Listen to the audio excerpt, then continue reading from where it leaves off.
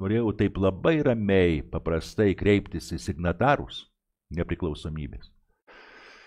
Į tą patį galbūt Vytauto Landsbergį, kuris yra paskelbtas šiai dienai vadovų, ar ne, pirmojų valstybės vadovų. Mėly žmonės, ar jūs bent įsivaizduojat, ką jūs sukūrėt Lietuvoje?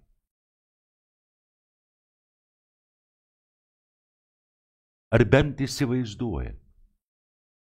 Ar jūs nesuprantat, ar dabar patys baisitės tuom, ką sukūrėt? Juk jaunajai kartai jūs įdėjot neapykantą ir keršto troškimą iš tikrųjų rytams.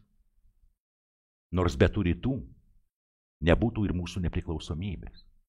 Bet mesgi ieškom priešo tam, kad suvienyti, ieškojom, kad pateisint savo ir korupcijas, ir kitus dalykus, panašiai taip toliau. Mes sukūrėm pas save kerštų trokštančią tautą. O tas, kas trokšta kerštų, tas visados praktiškai nuo jo ir žūva. Pats sudega savo keršte. Tai yra labai sunki nuodėmė. Ar mes gebėsim iš to išeiti? Ar gebėsim išlysti, jau kita kalba yra.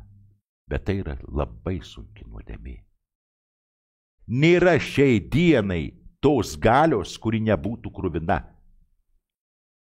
savo istorijoje. Na, nėra, suprantat? Istorija kuriama krauju. Deja, bet taip yra. Žmonė nemoka kitaip. Na, nemoka. Arba viršui stovi bizūnas labai didelis ir tu bijai, tai štai mes, mūsų žmonės, šiandien mūsų vadovybės bijo. Jie laukia Trumpo kracho. Jie įsivaizduoja, kad Trumpas iš tikrųjų su visa savo arba padus, arba Trumpą kas nors nupils. Na, pirmiausiai nesupranta, kad Trumpą nupylus ateis Vensas. Pagal jų įstatymus yra labai paprastas dalykas. Jeigu prezidentas nebegali eiti savo pareigų, pareigas perima viceprezidentas. Tam jis yra kaip atsarginis saugiklis te. O viceprezidentas yra, na, geriau nelaukim. Jeigu Trumpas dar žaidžia ten versle panašiai taip toliau, šitas pakankamai palyginus ramų jaunuolis bus daug griežtesnis ir dar bus daug sunkesnės rankos, negu mes įsivaizduojame. Mano galva, tai mano subjektyvi nuomonė. Liūdna, bet nepavyko Ukrainai sukurti savo nacionalinio elitų. Beje, pas mus taip pat nepavyko.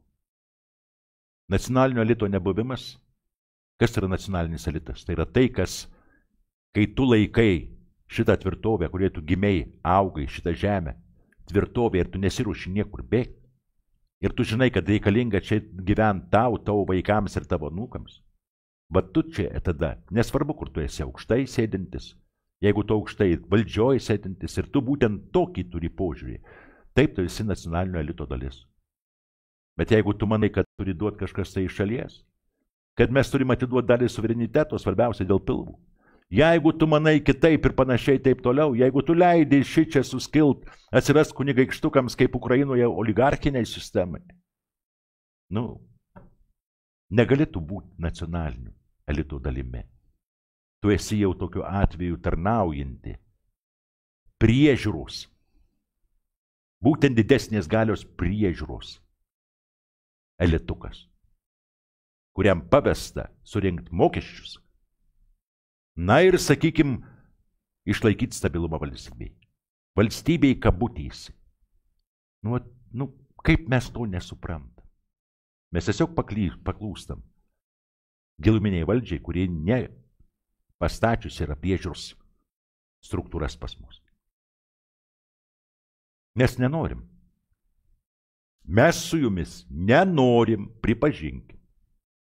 Nenorim mąstyti kitaip, nenorim galvoti kitaip, nenorim veikti kitaip, nenorim pažiūrėti praeities istoriją blaiviom akim ir visiškai teisingai, nenorim pripažinti, kad ir kokia bebūtų istorija,